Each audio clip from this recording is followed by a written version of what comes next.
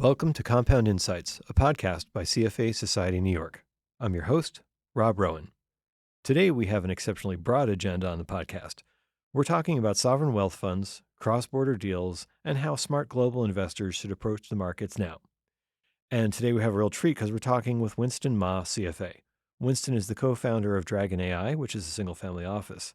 He is also adjunct professor at NYU, and previously he was managing director for China Investment Corporation, the sovereign wealth fund of which you all might recognize abbreviated as CIC. He has several board roles, and some on listed companies, some in private companies. He earned his law degree at NYU, his MBA at Harvard Kennedy, and his undergrad at Fudan University. So welcome back to CFA New York. Thank you, Rob. So I'd like to start with the sort of top line thing at this in this conversation, which is sovereign wealth funds, and obviously the one that you worked at for around 10 years could be included in here. There's, I'd also like to cover, there's some news that the U.S. might start one eventually, although there's a lot in the news about that. So how do you read all of the things that are happening now? Yes. Sovereign wealth funds, they are huge investors. And in this chaotic market, which starting to show dislocations, the sovereign funds become the most important investors as well as the most important liquidity. Yeah. So if we take one step back, my experience in the sovereign wealth fund started in sometime similar to today, which was 2008 GFC. Okay. Global financial crisis. Yeah, that's when you started there. Exactly.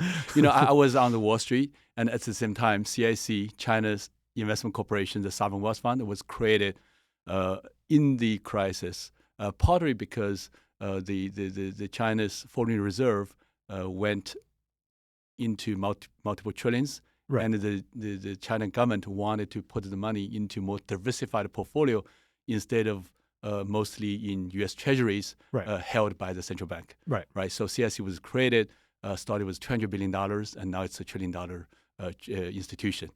So I got into CIC in the middle of crisis.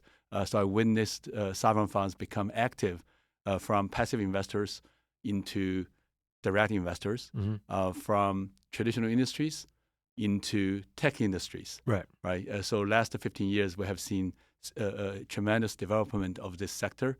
And in this market, today's market, lots of volatility and chaos, these long-term capital of sovereign funds become super important. And probably that's the context that the U.S. is thinking about a new U.S. sovereign fund. Well, yeah, it probably doesn't hurt that a lot of sovereign wealth funds grew quite a bit during the last 10 years based on the unprecedented bull market in equities. Right, that's why they grew. Very much so. Very much so. Yeah, because the last 15 years, right, if you simply invested in the S&P, you have multiplied several times. Right, in the 2 years before this one, you'd have 20% and 20%. Exactly. So I don't know if the U.S. is thinking about Norway, because Norway, right, obviously it was had a longer history than CIC. However, their biggest allocation change was also during the GFC, 2008. Right. During that time, for some reason, maybe because of transparency requirement, they decided to put most of their assets into public equity. Right. So they made that adjustment in the middle of the crisis, which means they bought everything at the bottom. Right. I mean, it's phenomenal. It's 55% ago, right? Since then, it's a phenomenal strategy if you can do it. The problem is you can't do it again. Right. I guess, this sort of leads me to one of the things that's exceptionally important for sovereign wealth funds is they have several mandates, right? Yes. One of them is absolute return goals. Yes. But another one is to maintain a good environment for the companies and operations of their countries, their fiscal operations. So one of the things that's also kind of tricky right now are cross-border transactions. Mm-hmm. And in the podcast we prepped for this, we talked a lot about TikTok because it exemplifies all of the cross-border pressures. Yes. So please talk about how you see TikTok and how you see these issues for sovereign wealth funds. Oh, that's a great context to think about the U.S. sovereign wealth fund, right?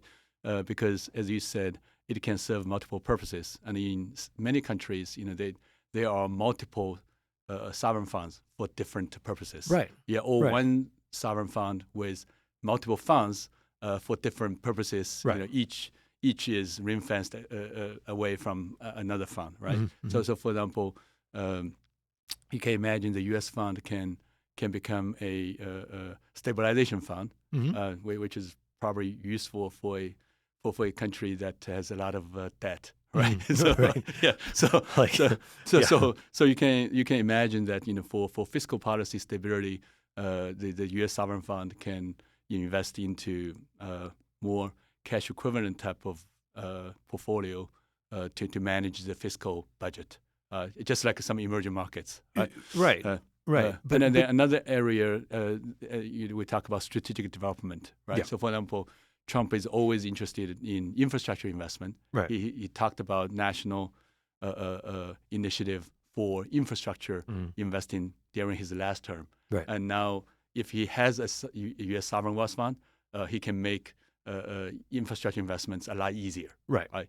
This is like more for like strategic development, right? Right. And then the third one, we could call them national security or national interest. Right. Sovereign fund, yeah, right? Which is nothing new, because if we think about GFC, right. In 2008, the U.S. Treasury Department held many positions of distressed companies, such as AIG or Ford, right? So during that time, all the Treasury was a sovereign fund, right? And Treasury did quite well on those positions. Oh, also. exactly. Again, right? That was kind of the bottom of the market. And today, in this chaotic market, if you have liquidity, if you have long-term capital, actually you can take advantage of these opportunities. So if you look at the TikTok situation, it's a similar, right? Right. In a special context, the government may end up either holding some interests in some companies or purchasing some interests in some companies, and these interests, right, can be held in a sovereign wealth fund managed by the country. Right, but it's gotten significantly more complicated because TikTok is a particularly political football. It is. So, yes. So, how do you think it would be prudent for a sovereign wealth fund to approach cross-border investments now, knowing that any of them could become political football at any time? It cuts both ways, Rowan, because in the context of a political deal, right, sometimes it's helpful to have a sovereign fund to lead the deal. Right. Right. So here, for the TikTok, the requirement is that TikTok's parent, ByteDance, should sell the majority of TikTok interest to U.S. investors. Right. Essentially, to pass the control to U.S. investors. Right. And because it has sophisticated AI technology, it has so many users, lots of data, sensitive data, right? So the deal is very, so this transaction is very sensitive. Right. It will need to be reviewed by the U.S. side first, right? So in that context, it's only natural for a U.S. sovereign fund to lead the deal, to build up the consortium, right? Because whatever the term sheet is, you need to get to the U.S. side of government sign off first. Right. Right. Right. But as I said, it cuts both ways. We should not forget that for such a high-profile deal, change of control, it will be subject to the China side of review as well. Right. Right. So you need to get the China government's approval from antitrust perspective as well as national security review and others. Right. So if the deal is led by a U.S. sovereign fund, actually it will be subject to the same kind of regulatory review, just like a China sovereign capital coming to the U.S. for investing, subject to U.S. CFA review. So it cuts both ways. Right, and that part of it sounds fair, in a way, right? Because it's a mirror image. You're right, and that to me sounds equitable. I think it's where it gets tricky is in how you protect all of the assets of the company. So forget about TikTok for a second. If we were talking about a manufacturing company, right? There's a lot of research that goes into different types of metallurgy for steel. For instance, they may have their own steel, right? That is a patentable sort of asset that may have impacts on all of these other security issues we're talking about. So it's not just that one is like that. A lot of companies are like that. Yes. And that makes it exceptionally difficult for investors. Oh, of course. All these intellectual property in the context of a cross-border transaction becomes increasingly complicated because right now all the international race is mostly a tech race. Right. Right. So whatever technology advances you have, actually they will become the most sensitive part of a cross-border transaction. Just like TikTok, the crown jewel of TikTok is not only the hundreds of millions of users, but also the data about those people. Right. And even more importantly, the AI algorithm that has been trained by such a large amount of data. Right. And it has particularly been trained in how to create larger and larger transactions. Correct. With those people. That's kind of the key to it. It's not just helping you write good emails. Exactly. It's actually making money. Exactly. And in your example of manufacturing companies, they are even subject to additional layer of complexity, which is the tariff war here relating to import-export. Right. Right. So essentially, for most of the private equity-related transactions, in addition to the national security review, now you have this additional layer of complexity of tariff, because by definition, any sizable industry companies would have meaningful, sizable import-export businesses. Right, and some of them have import and export of the makings of their product 4 or 5 times. Right, that's true. It's not easy. That's true, and it's a global supply chain. Yeah, and it has been, as I tried to point out the other day, as I'm a sort of fan of some global history. Mm-hmm. We've had a global supply chain since about 1600 years before the birth of Christ, because I had a chance to go to a museum a couple of months ago in the UK, mm-hmm. where they have a really small but very, very well-crafted jade Buddha. Oh, wow. That they reckon was probably carved in somewhere near Beijing about 800 BC. Wow. And was found in Sweden about 100 years ago. Okay. So we have seen. So we've had, it's been around for a while. Yeah, exactly. It's also beautiful. If you haven't seen it, it's lovely.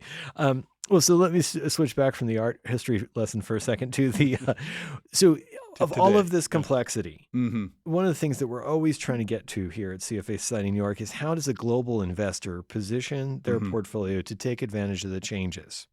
Because changes are not all bad. There's always a winner in them. Mm-hmm. And so how do we make sure that people that we work with know where the winners are? Exactly.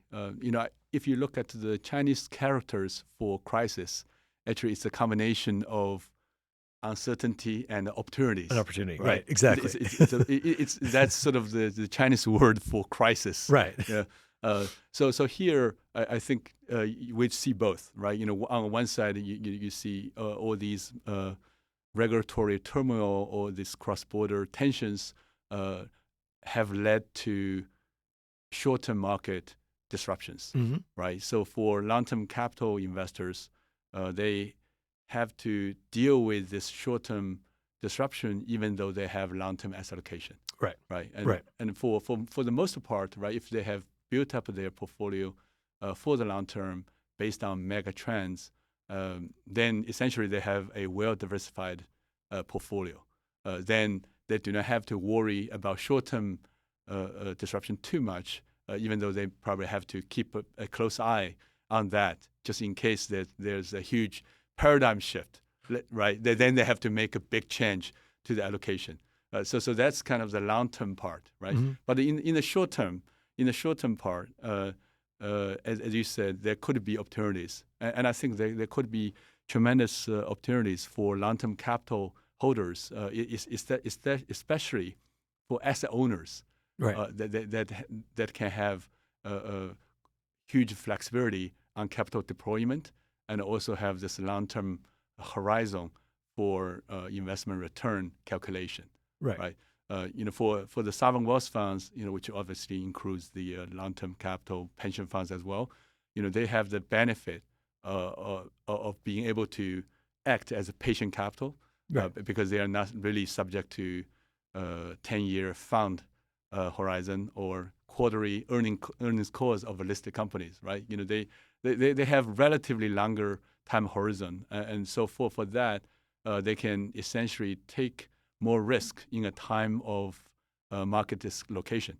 Right. And I remember back in the 2008 GFC, they just like today, right? Maybe even worse. The IPO market was closed. Right. Debt market was closed. Right. M&A transactions are hard to find because no one dared to do any deals. Right. And at that time, when you have liquidity, which is the case for the asset owners, right? Essentially they can become this liquidity of the last resort. Right. Outside of Federal Reserve, right? To take advantage of that, to get equities into high quality companies. Well, this is something I've been speaking about with people on other podcasts, and it's something coming up that's really interesting. Like the high yield market is basically stopped right now. Exactly. Right? There is nothing happening. Yes. Property markets in the U.S.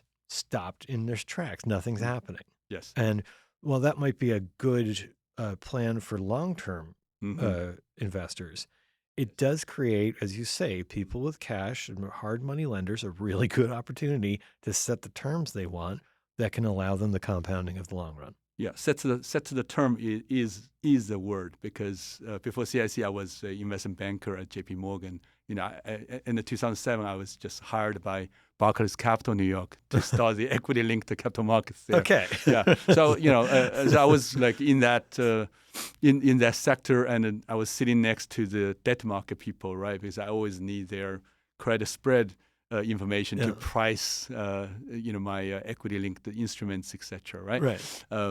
So when you look at a situation like this, the capital markets are frozen because no one wants to price a bond offering or an IPO offering in the short term. Right. Right. But if you have a long-term horizon, you can take one step back and say, oh, okay, in a longer time horizon, probably the cost of borrow or the cost of equity would converge into a certain level, and if we can get into good assets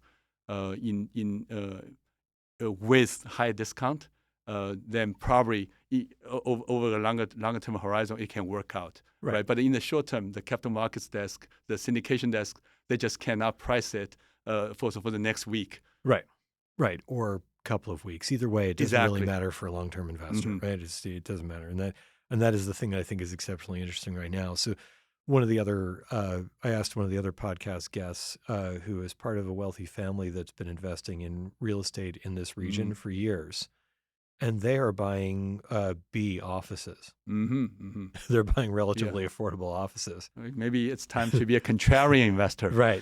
Because we have followed the momentum for too long. Right, exactly. So it's exceptionally interesting. Well, Winston, thank you for being here on the podcast. This has been exceptionally interesting to hear. Thank you. And thank you all for listening into this podcast. I touched a little bit on the high yield market. We are having a very important high yield event at the beginning of June. It's our annual event. It's run by Marty Fritzen, one of the scions of the entire high yield event world. Please do sign up for that on our website, and you can do that at www.cfany.org. Until next time, I'm Rob Rowan, and this has been Compound Insights.